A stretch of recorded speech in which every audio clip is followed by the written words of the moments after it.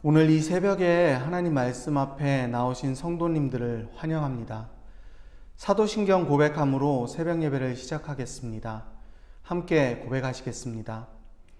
전능하사 천지를 만드신 하나님 아버지를 내가 믿사오며 그 외아들 우리 주 예수 그리스도를 믿사오니 이는 성령으로 잉태하사 동정녀 마리아에게 낳으시고 본디오 빌라도에게 고난을 받으사 십자가에 못 박혀 죽으시고 장사한 지 사흘 만에 죽은 자 가운데서 다시 살아나시며 하늘에 오르사 전능하신 하나님 우편에 앉아 계시다가 저리로서 산 자와 죽은 자를 심판하러 오시리라. 성령을 믿사오며 거룩한 공회와 성도가 서로 교통하는 것과 죄를 사하여 주시는 것과 몸이 다시 사는 것과 영원히 사는 것을 믿사옵나이다. 아멘. 오늘 우리가 함께 나눌 말씀은 사무엘 하 7장 18절에서 29절까지의 말씀입니다. 각자의 자리에서 함께 합독하도록 하겠습니다. 함께 읽겠습니다. 시작. 다윗 왕이 여호와 앞에 들어가 앉아서 이르되 주 여호와여 나는 누구이오며 내 집은 무엇이기에 나를 여기까지 이르게 하셨나이까. 주 여호와여 주께서 이것을 오히려 적게 여기시고 또 종의 집에 있을 먼 장래의 일까지도 말씀하셨나이다. 주 여호와여 이것이 사람의 법이니이다. 주 여호와는 주의 종을 아시오니 다윗이 다시 주께 무슨 말씀을 하오리이까. 주의 말씀으로 말미암아 주의 뜻대로 이 모든 큰 일을 행하사 주의 종에게 알게 하셨나이다. 그런즉 주 여호와여 주는 위대하시니 이는 우리 귀로 들은 대로 주와 같은 이가 없고 주 외에는 신이 없음이니이다. 땅의 어느 한 나라가 주의 백성 이스라엘과 같으리이까. 하나님이 가사 구속하사 자기 백성으로 삼아 주의 명성을 내시며 그들을 위하여 큰 일을 주의 땅을 위하여 두려운 일을 애국과 많은 나라들과 그의 신들에게서 구속하신 백성 앞에서 행하셨사오며 주께서 주의 백성 이스라엘을 세우사 영원히 주의 백성으로 삼으셨사오니 여호와여 주께서 그들이 하나님이 되셨나이다. 여호와 하나님이여 이제 주의 종과 종의 집에 대하여 말씀하신 것을 영원히 세우시며 말씀하신 대로 행하사 사람이 영원히 주의 이름을 크게 높여 이르기를 만군의 여호와는 이스라엘의 하나님이라 하게 하옵시며 주의 종 다윗의 집이 주 앞에 견고하게 하옵소서.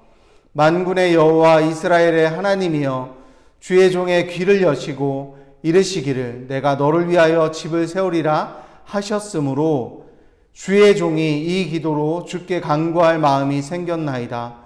주 여호와여 오직 주는 하나님이시며 주의 말씀들이 참되시니이다. 주께서 이 좋은 것을 주의 종에게 말씀하셨사오니 이제 청하건대 종의 집에 복을 주사 주 앞에 영원히 있게 하옵소서.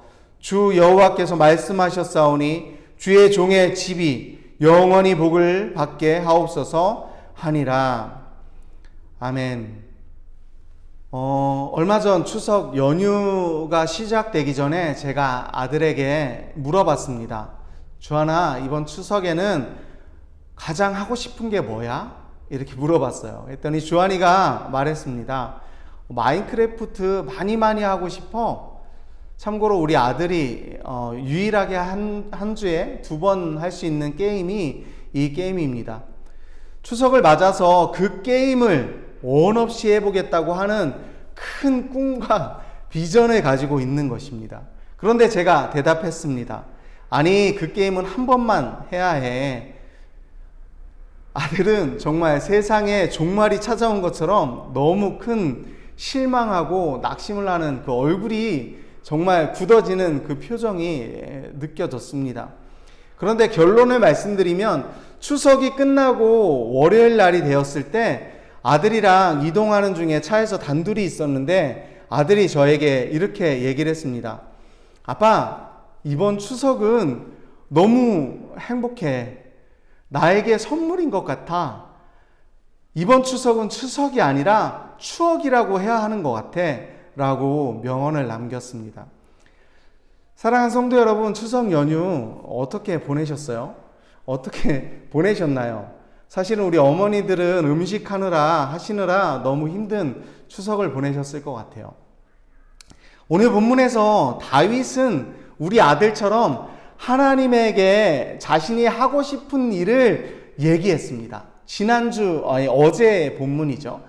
그 요구했던 그 기도가 응답되지 않고 거절당한 내용이 어제의 본문 내용이었습니다. 그리고 나서 넘어와서 그 거절을 당하고 나서 다윗이 오늘 하나님께 찬양하고 하나님을 높여드리는 그런 말씀이 오늘 본문의 내용입니다. 마치 우리 아들처럼 아빠 나 이런 거 하고 싶어 라고 얘기했지만 그 얘기를 거절당한 내용과 똑같은 내용이긴 합니다.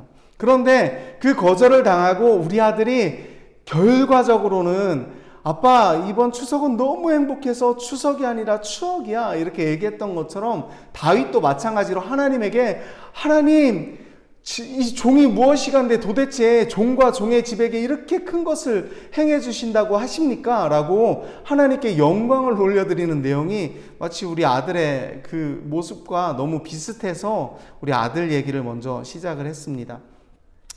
우리는 문제가 생길 때, 우리가 하나님께 기도를 드릴 때 많은 요구를 합니다. 하나님, 이것 좀 해주세요. 하나님, 이 기도 좀 응답해 주세요. 하나님, 저에게 이게 좀 이루어지도록 해주세요. 라고 하나님께 요구하는 게 너무나도 많은 것 같습니다. 그런데 그 뜻이 이루어지지 않으면 어떻게 해요? 하나님께 원망하고 불평하고 하나님 왜 이건 안 들어주세요? 라고 얘기하면서 그런 내용들을 얘기를 하게 되잖아요. 오늘 본문 22절에서 24절 말씀에 다윗이 고백하는 이스라엘의 출애굽의 역사를 통해서 다윗은 너무 잘 알고 있었어요. 하나님은 위대하시고 유일하신 신이라는 사실을 너무나도 잘 알고 있었어요. 그런데 막상 출애굽을 하는 당시에는 이스라엘 백성들은 어땠나요? 하나님을 원망했어요. 하나님을 의심하고 불평했어요.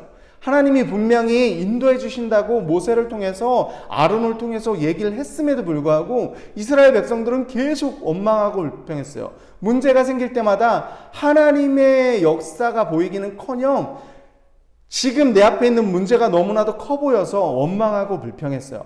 그런데 오늘 본문에 말씀하고 있는 이 다윗을 보니까 전혀 이스라엘 백성들하고는 다른 모습을 보이고 있어요. 자신에게의 역사가 일어나지 않았어요.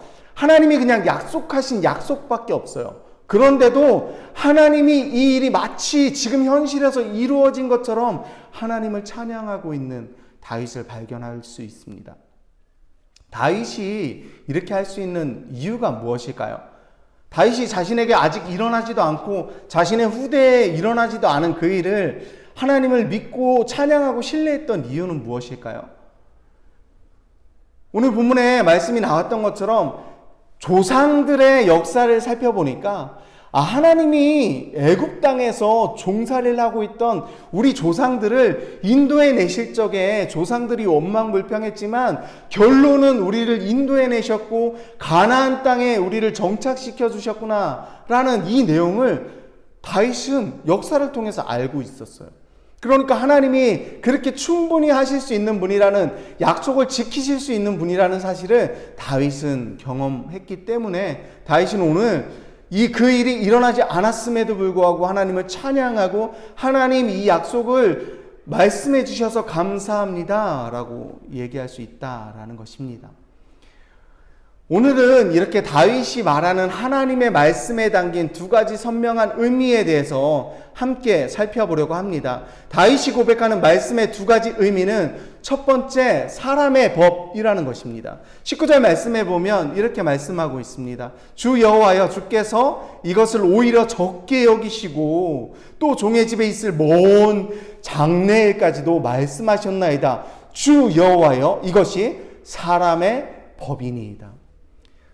다윗은 자신의 기도 요청을 하나님은 적게 여기시고 거절하시고 나서 더욱 큰 선물을 대안하신 그 하나님의 말씀이 우리들이 따라야 할 법이라고 의미를 부여하고 있습니다. 고백하고 있습니다.